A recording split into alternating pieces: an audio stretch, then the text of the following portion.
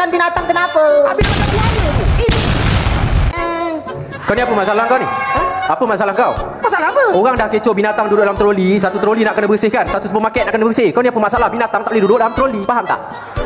Disamakan aku dengan binatang ni. Apa mana ada berani bukan binatang?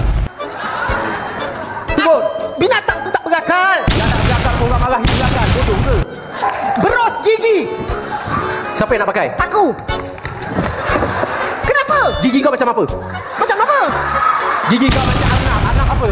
Akak radio ni mengejek kau orang tak percaya. Sudah letak sana. Tak payah kamu cuba. Mana toilet? Tak payah. Cuba.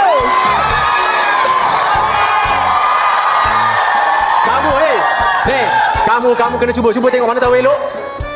Cuba. Letak. Lima jongang.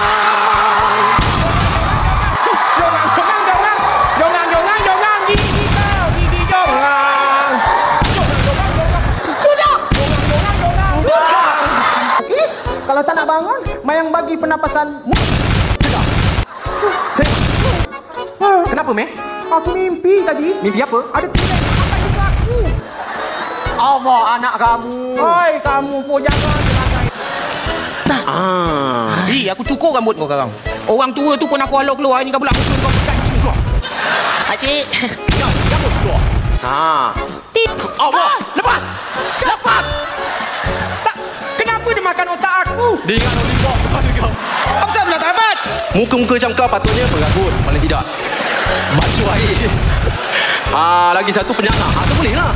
Kau ni. Nak. Kau ni tak nampak dia dekat luar. Dia tak nampak. Faham tak? Mana kau dapat kawan kau ni? Beruk betul lah.